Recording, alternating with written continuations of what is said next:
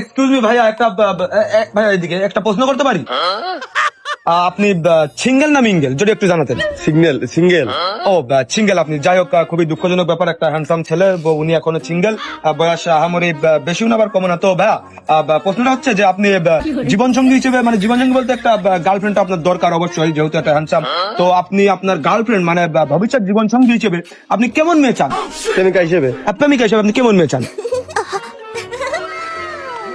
আমার প্রেমিকা হবে এক কথায় চাঁদের মতো।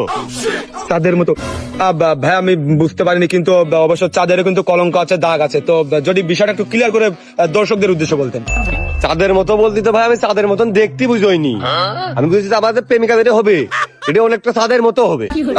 আসলে সরি ভাই, আপনার কথাটা আমি ক্লিয়ারলি বুঝতে পারলাম না, যদি একটু বুঝিয়ে বলতেন। মানে চাঁদের মতো হবে, চাঁদের মতো যদি না হয় চাঁদের মতো দেখতে কিভাবে হবে, যদি এটা একটু ক্লিয়ার করতেন। মানে প্রেমিকা গার্লফ্রেন্ড হবে চাঁদের মতো, মানে রাত্রি আসবে দিনই চলে যাবে। ও আচ্ছা আচ্ছা, ধন্যবাদ ধন্যবাদ ধন্যবাদ আপনাকে ভাই, আপনার মূল্যবান সময় দেওয়ার জন্য। কি